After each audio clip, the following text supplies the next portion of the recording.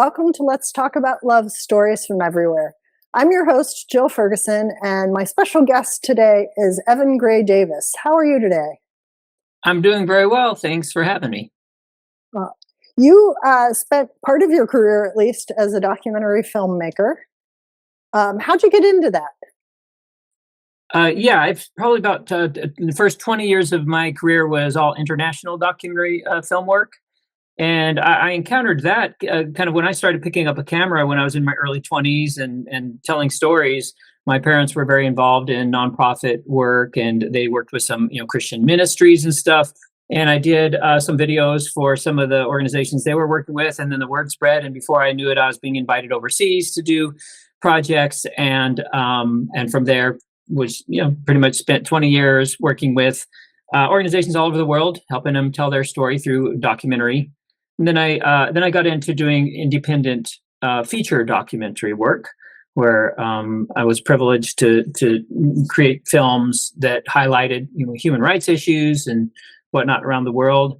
My most successful film was called "It's a Girl," and it's about gendercide in India and China, and kind of covers all of the cultural and policy, the one-child policy, the dowry system, son preference cultures, and 300 million women missing in the world today that should be here based on these practices. That film did really well. It was showed in over 1,000 big screens in 20 countries, was in the top 10 docs on iTunes, did a run on Hulu and Netflix, and millions of people saw it and really moved the needle in that particular issue. So that was real privilege to be able to be a part of something like that.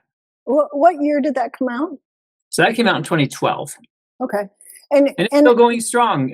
We're still having screenings. People are, watching it on demand. It's on Amazon Prime and Google Play and some of these still.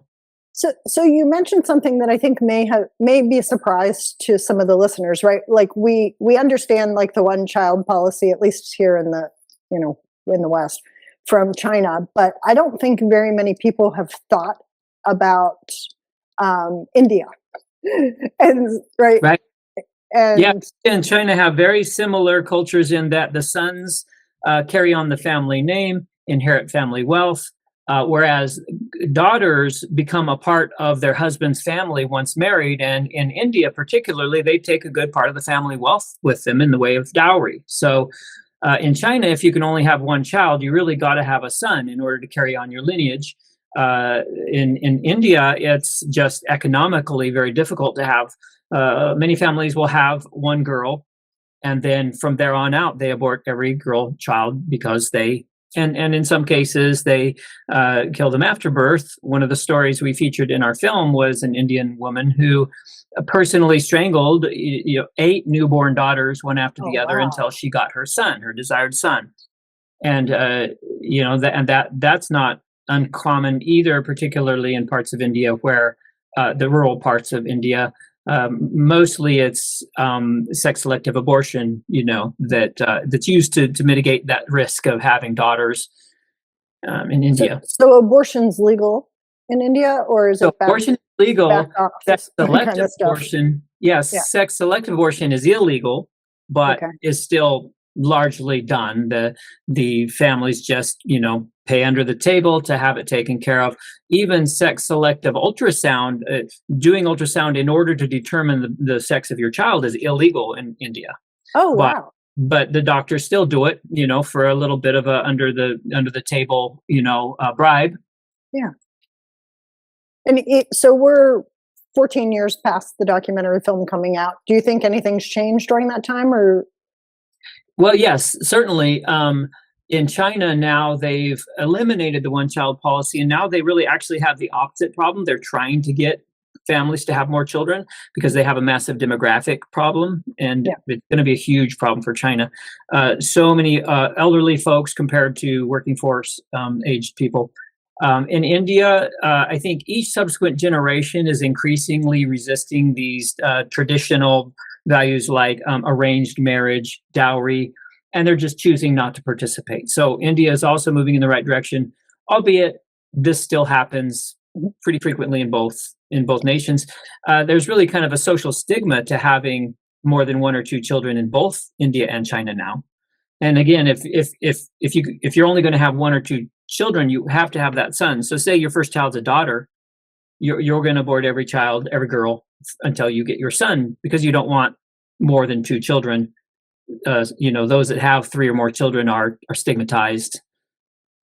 And so that's also the reason why there's more girl children in orphanages in both countries than boy children. Absolutely correct. Right. And there's also a lot of sex trafficking that results because there's not enough girls for men to marry. So in China, 70,000 girls a year are kidnapped, and then as little girls, and then raised as the sister to the boy they're eventually going to marry, just to ensure that we actually have a wife for our son, because there's such a shortage of brides. There's villages in India where men share. We saw one story where 12 men were sharing one bride, one wife in a village in India, because there's just so few women. How exhausting for that woman. Right? I mean, besides all the other implications, but that's too many men to deal with. Can you imagine? Yeah.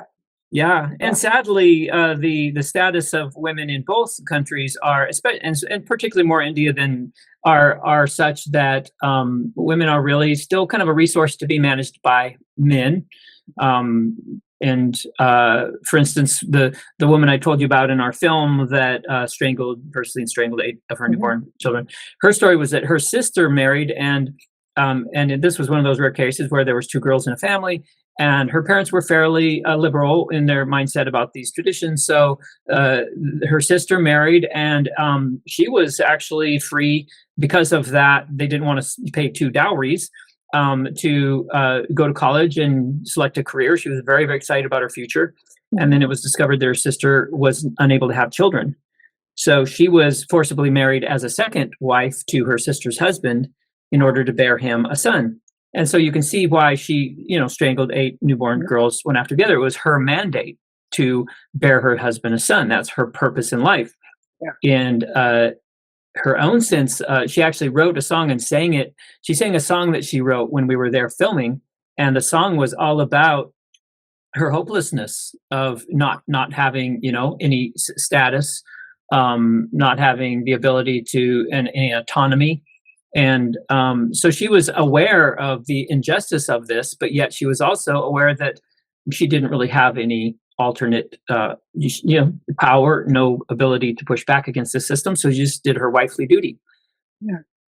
So I'm curious about the woman that strangled the 8 girls. Did she state this as a fact, or did she seem emotionally involved in it, or was there? Well, and that's the irony of it. When we filmed, we went to her home, and she was standing outside in front of her, in her little hut, and we were interviewing her, and we had a translator. And when she talked about that, she kind of laughed as she held her neck and talked about, and she showed us the graves where she buried them in her field. And she kind of laughed it off. And there was another scene where we filmed a group of Indian women talking about the methods they use to eliminate unwanted girls. They were talking about wetting a cloth and folding it up and putting it on their face so they suffocate. They were talking about different herbs or plants that you can use to kill them. And they were kind of laughing as they did this. So we asked the translator, "What's going on here? This seems really odd." And he said, "Well, first of all, they're extremely uncomfortable being on camera talking about these things, and they agreed to do this. But it's a very awkward thing. Other villagers are off, watching this spectacle of these, this camera crew, and that later when she sang that song, it was really apparent that she was aware of the dichotomy. But as she was sharing this, she was kind of laughing." And that was one of the things that, when we shared the trailer, that scene is in the trailer. When we shared the trailer went viral like crazy, hundreds of thousands of views a day. And then Oprah Winfrey's team reached out and wanted to know if they could license the footage for Oprah's next chapter. She was going to be going to India doing a story about this. And ultimately, we wouldn't have had a film if we would have given them that content. Then they said, "Well, what if Oprah narrates your film for you?" And we're like, "Well, that would be amazing." Okay, we'll just package the whole thing out, sending it to us, and sign off on this, basically we wouldn't have had a film. So we Yeah. turned it down. But that was one of the scenes that really, I think, made the film go viral, was just Yeah. that how odd it was that she was laughing as she talked about having killed, 8 of her own daughters. But I think there's also a degree to which women in India don't have a sense of their own value, because they've grown up in this culture where they have no voice, they have no autonomy. They're managed by their fathers, then their husbands, told what they can and can't do, used, basically to produce sons. And when you don't have a sense of your own value, why would you have a sense of your daughter's values, right? So it's this cultural cycle. And I think there's like, it's easy for us to make judgments as a culture who doesn't practice the same thing, right? It's Totally. easy for us to say, "Oh my gosh, that's just horrible," to really take a pessimistic at the mildest, right, view, and a really like, these people should be stopped, and they should, and put all of our cultural appropriation upon them. But it's also hard to see what's a human rights violation. Yeah. Babies are human, Well, right? and that conversation And actually came up in the process after the film was released. I got invitations to do TED Talks and speak at symposiums and conferences, and because I made this film, and there was so little on the issue out there. The film did really well in colleges and universities. So that was actually one of the topics I spoke on at Stanford, and I also did a TED Talk on it. And that is the idea of when we encounter what we believe to be injustices, human rights atrocities, violations in other parts of the world, do we really have any right to make a judgment call on that? I talked about there's tribal groups in the Amazon basin who bury infants alive if they're born with a disability, or if they're not talking or not walking by the time they should. And the tribe believes that they'll be cursed if the parents don't do this ritualistic burial. Whereas there's advocacy groups that are trying to rescue these children, and sometimes it's just a nutritional deficiency and they're perfectly normal children. And so tribal advocacy groups are saying these are ancient tribal cultures. Yeah. Who are we to say that's wrong? Whereas others are saying, how can we justify, not intervening if we can, and saving these children? So I talked about that, and like the Holocaust, for instance, there are countries around, Germany who watched these train loads go by and didn't say anything. And in hindsight, we all agree as an international community, we should have stood up, right, and defended this atrocities, human rights violation that was happening. So yeah, that's a really great conversation about where is that line, and as a global community, when are we obligated to act in defense of innocent people? There's a lot of conversation around, the Middle East and the conflicts between Israel and other nations, and Western values versus, values. Are they equivalent? Is it an equivalent moral, cultural value to oppress women, and, as they do in, say, Iran, as opposed to the freedom women have in the West? And these kinds of conversations, can we make those moral judgments? And that's a great conversation. I believe we should. I believe we have an obligation to the victims of these kinds of, injustices. Yeah. And I think that is the problem is we're not having the conversations as societies, right? There's either snap judgments made about things, or people aren't investigating all sides of an issue. And I want to go back to what you said about the women not feeling or like they have a voice, right? And don't understand their worth, because I know that regardless of the society you're in, right, that can be something that people struggle with, right? And you and I had talked a little bit about that in a previous call that we had, about how, you can relate to that from the childhood that you had. And I can certainly relate to that from the childhood I had. How did you, so you got a camera, you said, at a young age, right? And what were you told when you were given a camera? Was it like, this is your job to start taking pictures of things or to start recording things if your family was heavily involved in, Not well. It wasn't really. kind of I was fascinated. ideas? So my grandparents gave me actually this camera right here. My Awesome. grandparents gave me this Love when it. I was in high school, and Yeah. they had taken a lot of pictures with it. And it was still functional. You could Yeah. still get the film for it back then. And Uh-huh.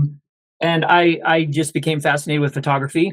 And so I was studying instrumental music performance at the university here in Arizona at the time, and realized I'm not going to make a living at that, and I don't want to teach. So I started exploring what it would look to work in this field. So I took Mhm. telecommunications at the community college, and I bought a camera. And at that time, culturally, my mindset was I'd been brought up in a Christian culture where it was very, very strongly believed that it is up to us to rescue the lost, to spread the gospel all over the world, and we're going to be held personally accountable if we don't do everything we can to save the lost. So my parents were very involved in missions, and my father Mhm. pastored a church for a lot of my childhood, and so my mindset was anything I'm going to do as a vocation has to be it has to be in this context of ministry. So Mhm. my parents were involved in some Christian ministries at the time, and like if I'm going to use my camera, I'm going to use it for good that way.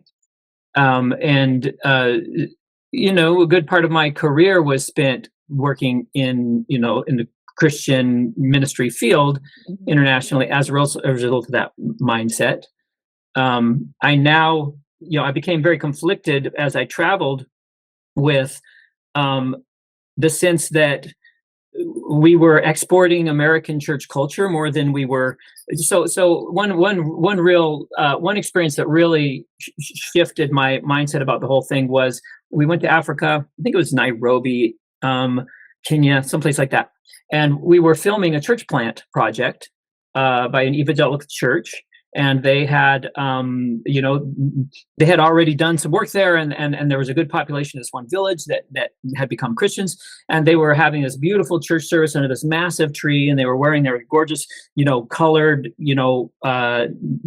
indigenous, Mhm. outfits. They were singing in these beautiful harmonies that were culturally, that's how they sing, and it was so beautiful. And then we went back 2 years later to do an update video, and they had built a church. They were all wearing ill-fitting Goodwill suits and dresses. They were Oh. singing, Western American hymns and songs with a loud system that was distorted, and they were speaking in tongues and throwing themselves all over the place. And I'm like, okay, something's lost here. How this can't be God's idea, right? Yeah. That was really the start of a process for me of really disassembling and analyzing a lot of what I'd learned throughout my Mhm. childhood. And I didn't realize at the time, the degree to which my childhood was I guess unique, in that once I was able to take a step away, um, I really realized I grew up in a cult, right? Yeah. 100%. I mean, as the definition of a cult, we were isolationists. We had a compound in Nevada that the cult, the leader believed that there was going to be a nuclear, this was in the 60s, that there was going to be a nuclear holocaust, and that we were to be the remnant that survived to bring the gospel to the survivors, and that God had called us to do that. And it was very isolationist, very dark, and very focused on sin and evil, and the cult leader, it turned out later, once we were ostracized, our family, my father pushed back a little bit too much as one of the elders, and we were cast out as a family when I was 11, I think. And um, and many of our family, my aunts and uncles, and a lot of our family were still in the cult, and they actually signed a letter telling us get out. Right, so Wow. my parents lost their entire community plus many of their own family members, and we went on to carry on a lot of the same cultural mindsets about our place in the world, about God and Satan and sin and all of these things. And so we my parents went on to work in Christian ministries, mostly fundamentalist, kind of legalistic, of the very fundamentalist legalistic persuasion.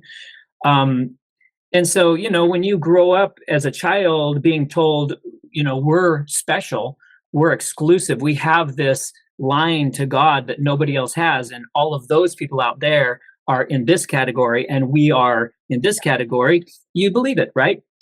And so a good part of my 20s, I continued in that mindset of this is my obligation to enlighten all of these lost in about their sin, and they're doomed to hell and this kind of stuff. But when I started, running into these conflicts, I was then ostracized, and I was fired from. By that time, a friend of mine and I had actually created a Christian ministry nonprofit dedicated to doing documentary work for Christian ministries all over the world, and we'd been doing that for about 17 years together. I kind of was the director of this organization, and we had a board of directors. We had an endowment that was donated, and we operated on the interest income. So we had a board of directors, and the board fired me when I started pushing back about these things. And at that time, we also, my wife and I, realized that there was a lot of real toxic, codependence within my family in regards to, we all lived on the same street. We had 5 houses. My 2 sisters, my brother, my parents, and us lived in our own little compound, really. And had, big potlucks every week. And there was a lot of, it was like a fishbowl. Everybody was in everyone's business. My poor wife married into this culture where she was expected to be this Christian mother and homeschool and submit to her husband. And, she really struggled with massive depression for years. I was clueless to it. We raised our children in the same, discipline of that I was raised: spare the rod, spoil the child. So we were abusive to our children. I was abused. Now I look back and understand all of this, but at the time that was all I knew.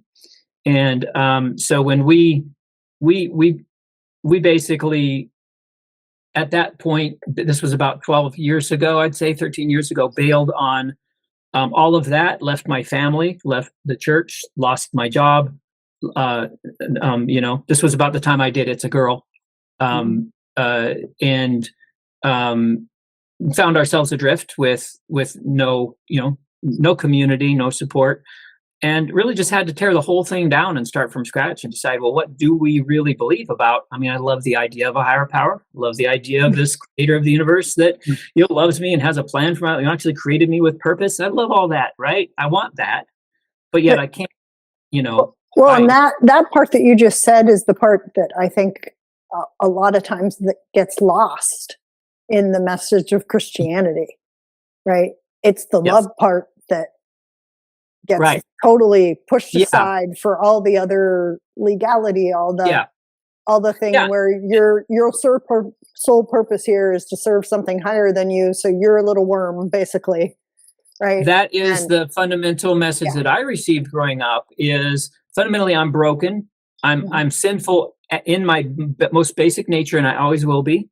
God can't stand to look at me except to kill his own son so that I'll be covered by his blood. And, and as a child being taught all of these things, I mean, I'm like, okay, I guess that, everybody I know and respect believes this, and all these, respected elders. And so the fundamental relational message, I mean, as a child, when you're taught these things,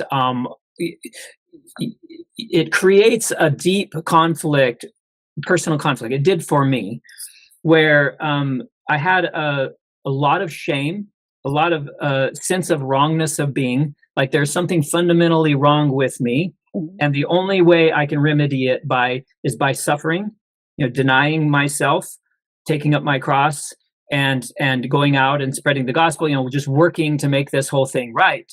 And there's no way I'm ever going to be able to do it. It's a hopeless cause because the entire world has to be saved.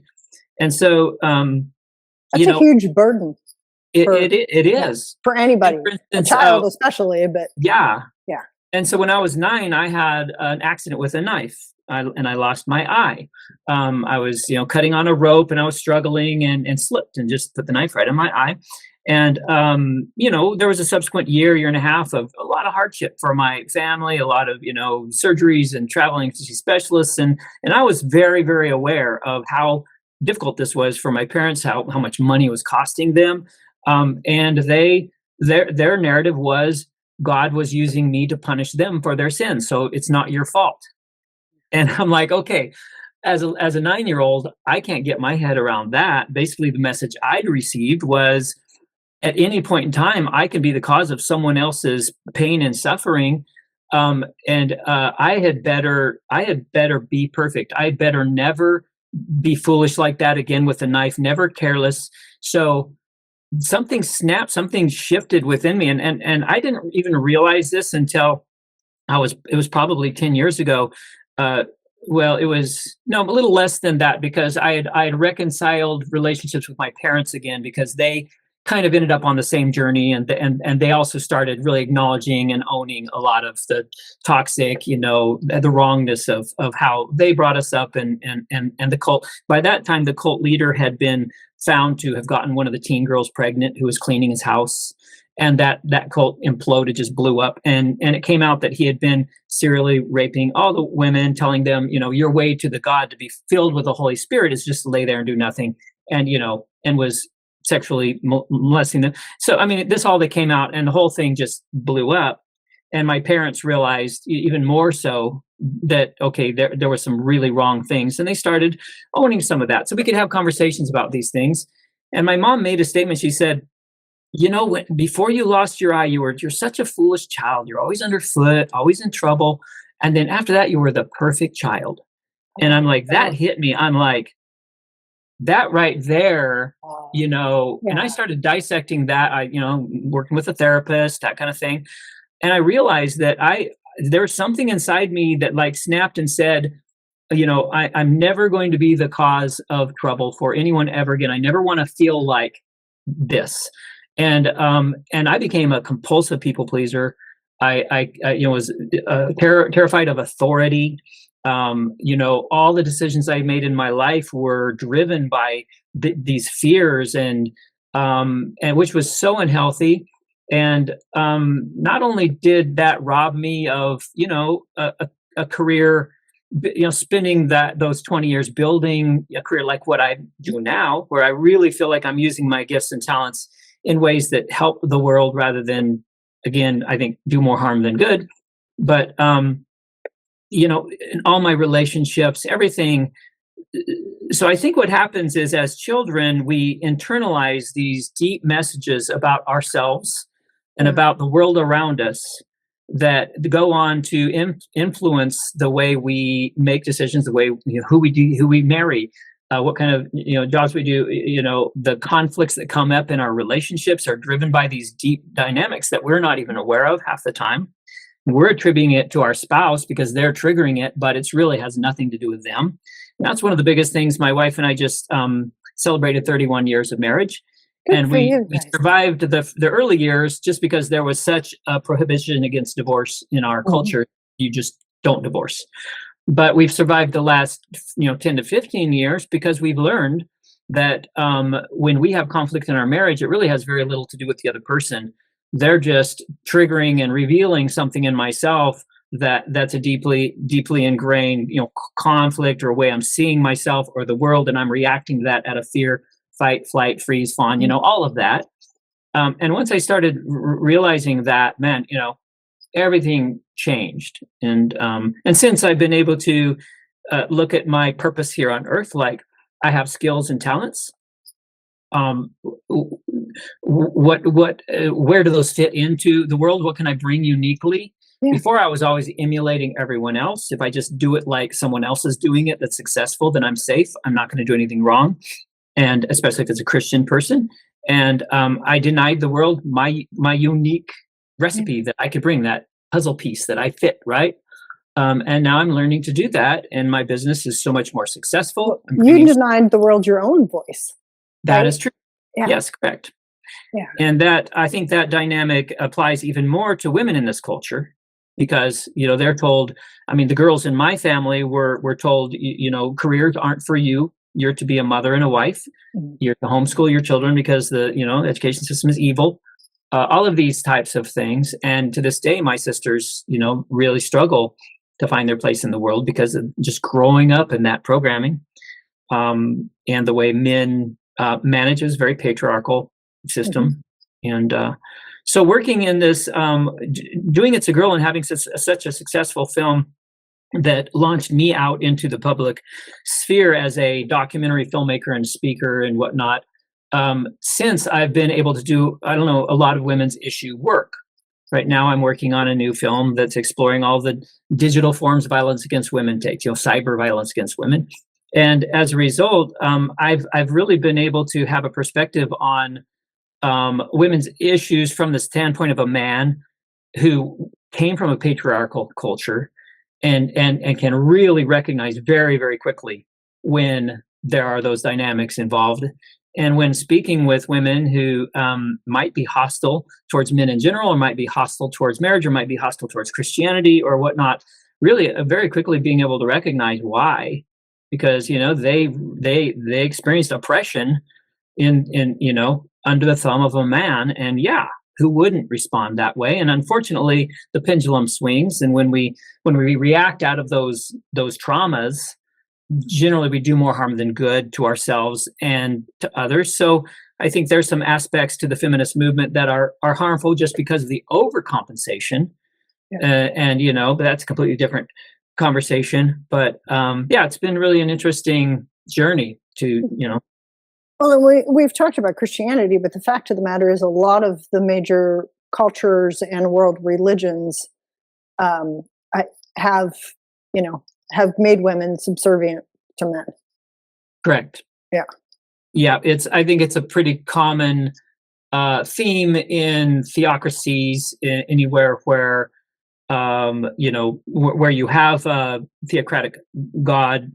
godhead that's a male, and the Quran and the Old Testament, teach there's a difference between men and women, and women are Mhm. to men, and women aren't to teach, and women are to Mhm. have their place. And we grew up in those cultures. That's all we're going to know. And when you question and resist, you are dealt with very severely.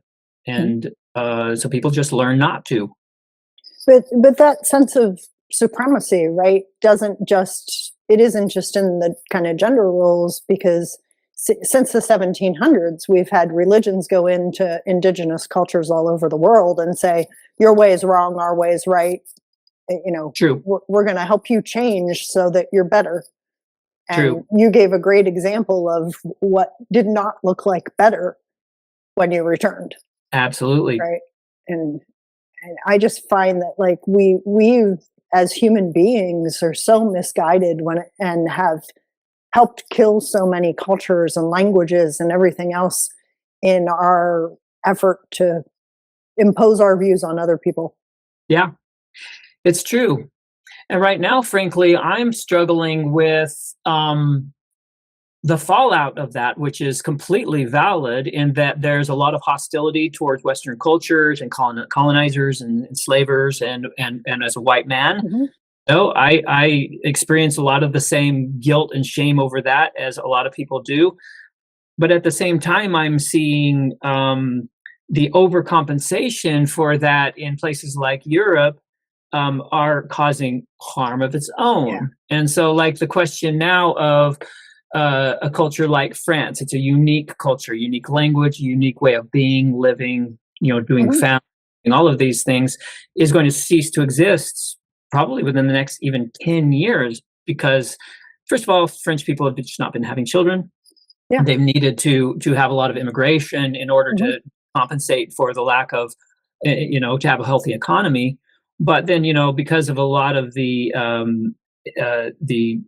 asylum seekers that were, Yeah. seeking asylum in the past 20 years, they've taken in a large Mhm. populations of Muslim folks who have a different cultural mindset, and about women, about a lot of things. And so I think there's aspects to Western culture that are superior. And I have these conversations, just like the conversation about, do we have a right to make a moral call about whether, killing girls in India and China is a moral issue, that we should intervene, that we should act. The same conflict is happening now in, can we say that some cultural values are superior or more enlightened than others? We see cultural values throughout the Middle East where women are subjugated, gay people are killed, these kinds of things.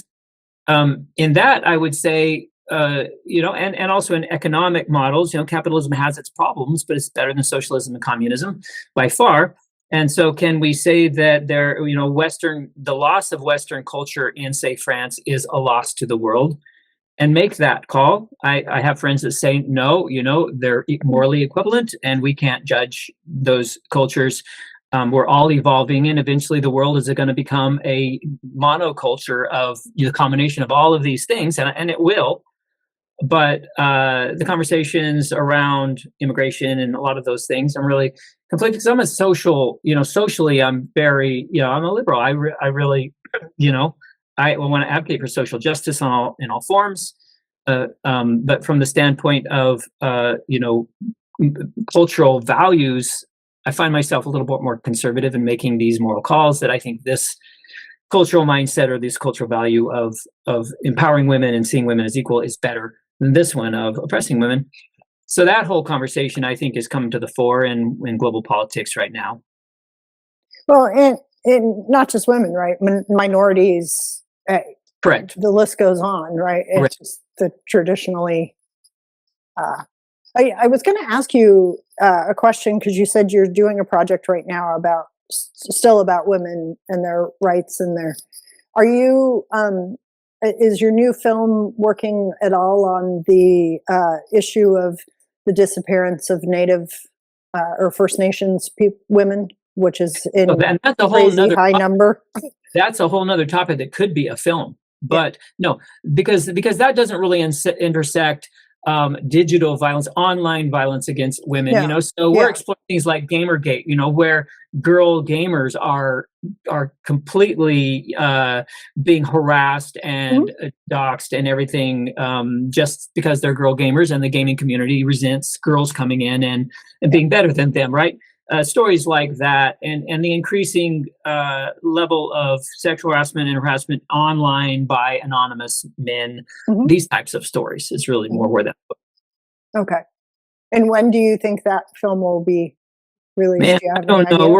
We're having problems getting it off the ground. We've done quite a bit of the research on it. We had a donor who had agreed to fund the entire film.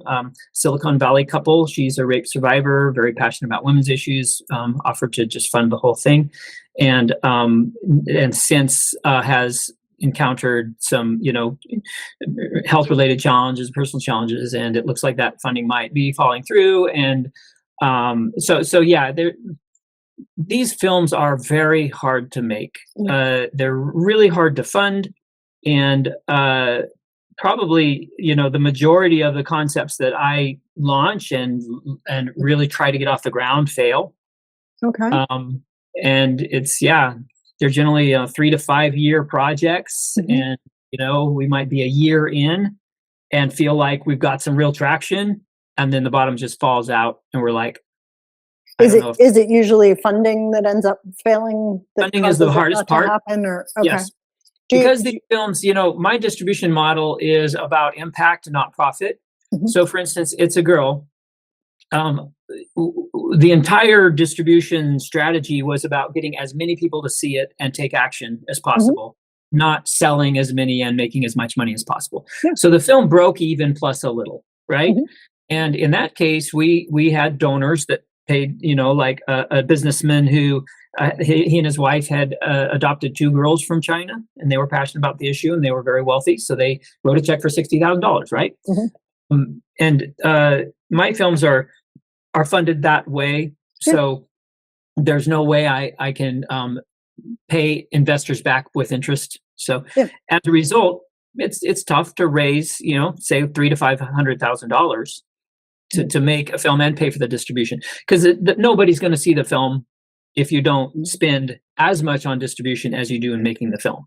Yeah. And that's the case on It's a Girl. We spent every bit as much on distribution as we did making the film, and we traveled multiple times to India and China. It was an expensive film to make, but yes, that's the biggest challenge.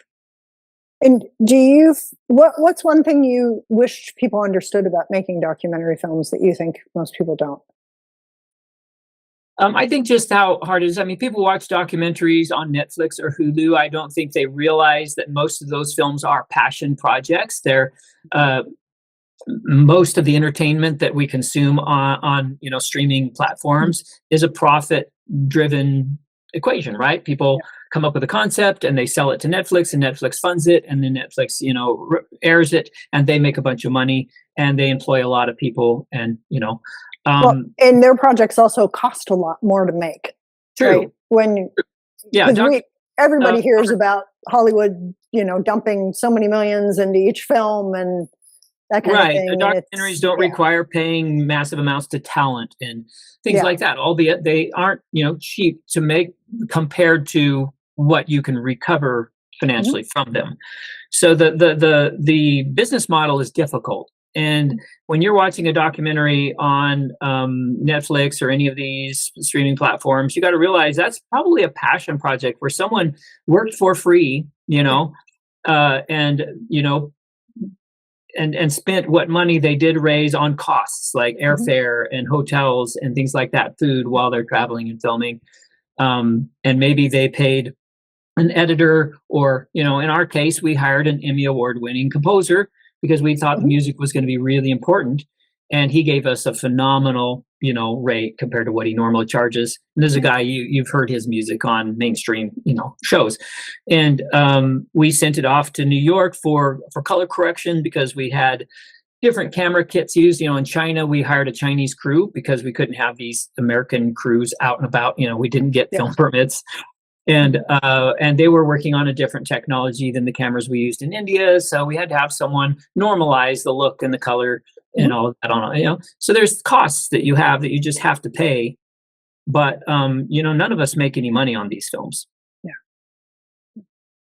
So in addition to the film that you're working on now, or that you're not sure whether it's going to go, what else are you doing? Because you're kind of delved into another career here too, and I think you said your daughter's working in your film industry now. Or your film company? So about 10 years ago, I wanted to travel less. All the work I was doing was international. I wanted to travel less, so I started a company here in Tucson, Arizona, where I live, a video production company called Tucson Media Studio. And we've got a website that's optimized to come up in the top results on searches. So we get a lot of great leads, a lot of great projects. We're kind of on the top of the food chain when it comes to video production in Tucson. And that's a very successful business that I'm working my way out of. My daughter is taking over more and more of that, which I'm thrilled about. And I just turned 60 5 days ago. So happy birthday. I'm looking at my kind of runway of over the next 5 to 10 years, the life I want to live. And I really don't want to be schlepping gear and out on shoots and, all this kind of thing anymore. So I've started another business that basically takes everything I've learned about marketing in the context of documentary style, authentic relational storytelling. And I'm helping people market. I call it relationship marketing. Relationshipmarketing.online is my website. And I'm particularly focused on coaches because, when you have a niche, it's so much easier to market your service. So I've created a system that helps coaches, consultants, executives, almost anyone, service providers, anyone who's got a high ticket online offer of any kind. I help them get in front of their ideal prospects and fill their calendar with clients. And it's a system that just works really, really well. And it's very reliable and proven. It's very relational and authentic. So that resonates well with folks like coaches that are drawn to what they do because they really want to make a difference. And so I'm doing that. I'm building that. I launched it, about a year ago, and over the last 6 months, really gotten traction. And I've got it kind of working as a fine-tuned machine now. That's something where I work, 20 hours a week, maybe at most. I can work with my laptop from anywhere. So the idea is, do a little traveling with the wife, kind of work from anywhere, and and the profitability, is much higher with it because I'm selling a system rather than trading Yeah. hours in a product for X number of dollars. Well, relational marketing is so important right now in the face of everybody using impersonal AI tools that I, well, I can't even count the number of times I get messages from somebody that's clearly been sent by AI, has nothing to do with me. It's Yeah, just like, yeah, yeah. that's correct. And And my yeah, system's the opposite of that. And I think even before AI, we were having marketing as an industry was having a lot of identity crisis conflicts because so many things just aren't working anymore or don't work yeah. anymore.